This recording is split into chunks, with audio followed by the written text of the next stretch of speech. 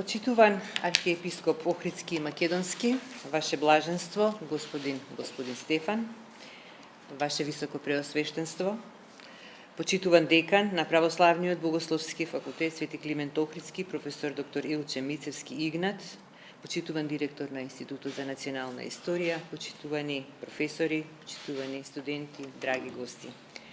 Навистина ми представува особена чест што денес сум овде со вас на отварањето на третите Кирило-Методиевски научни средби, научен собир кој веќе прераснува во значајен академски настан во рамките на Универзитетот Свети Кирил и Методиј во Скопје, но и пошироко во просторите на нашата културна и научна јавност.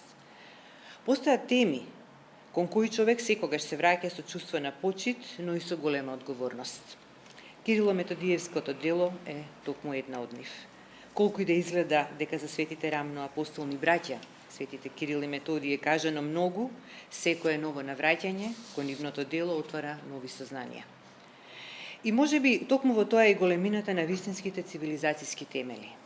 Тие не се создаваат, тие и не стареат со времето, туку постојано добиваат нова смисла во различни историски и духовни околности. Особено ми е драго што во овие средби се одржуваат токму овде, на Православниот Богословски факултет Свети Климент Охридски.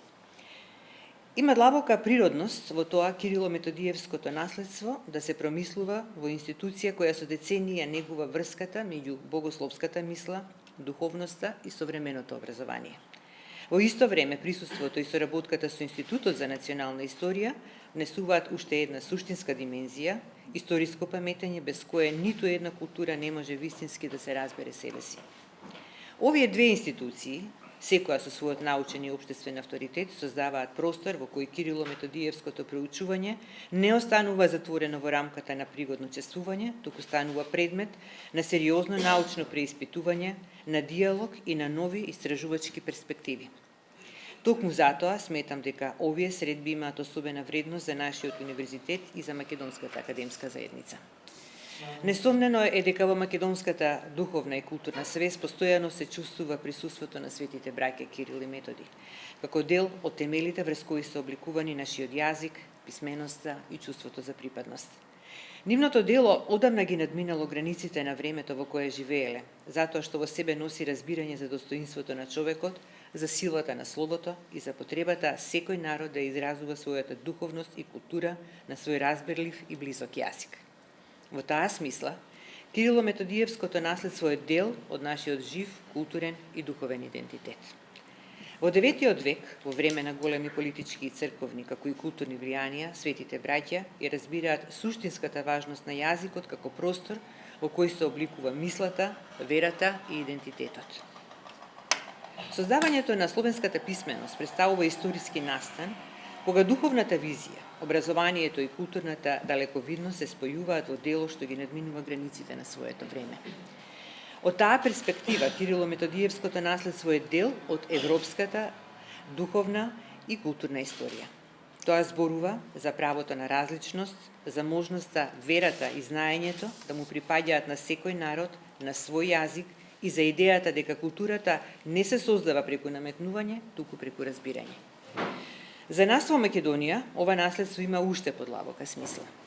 Овие простори го носат живиот континуитет на Кирило-Методиевското дело преку дејноста на светите Климент и Свети Наум, преку Охридската книжевна школа и преку вековната духовна и книжевна култура што се развива од овде. Токму затоа, делото на светите браќа Кирил и Методиј го допира нашето чувство за историска припадност, за културна меморија и за духовен континуитет. Во тој контекст, Универзитетот Свети Кирил и Методиј со особена одговорност го носи името на своите патрони. Тоа име представува постојан потсетник на вредностите врз кои почива секоја вистинска универзитетска идеја.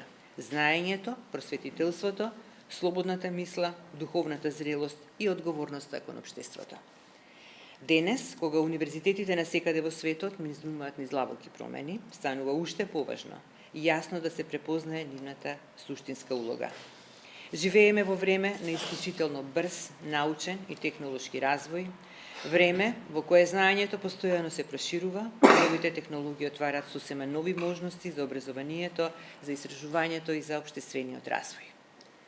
Токму затоа, универзитетите имаат обврска да ги следат тие процеси, но и активно да создаваат генерации што ќе знаат одговорно, етички и суштински да ги разберат и да ги применуваат.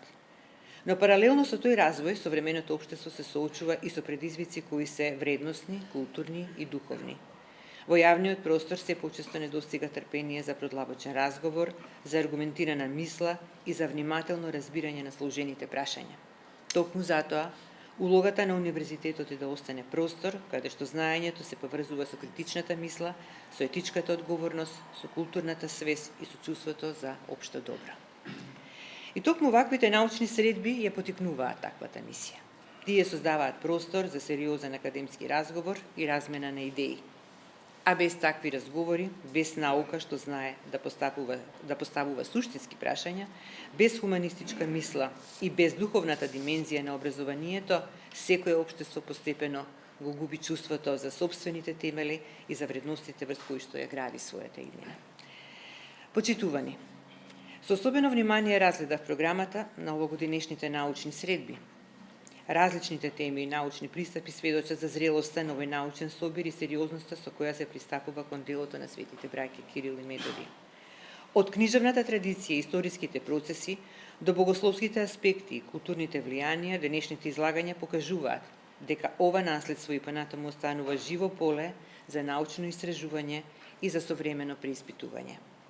Сакам искрено да им заблагодарам на Православниот богословски факултет Свети Климент Охридски, на Институтот за национална историја, за нивната посветеност, за вниманието со кое се гради оваа научна традиција и за нивната истреност овие средби од година во година да добиваат се поголема академска тежина.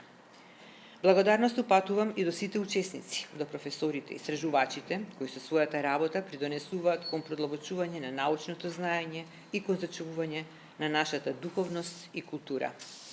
Верувам дека овогодинешните Кирило-Методиеви научни средби ќе донесат плодни дискусии, нови согледувања и нови истражувачки потици. Но уште повеќе верувам дека ќе не потсетат дека вистинската култура и вистинското образование започнуваат таму каде што човекот не престанува да поставува прашања за смислата, за вредностите и за духовната димензија на своето постоење. На сите ви посакувам успешна, инспиративна и плодна работа. Благодарам.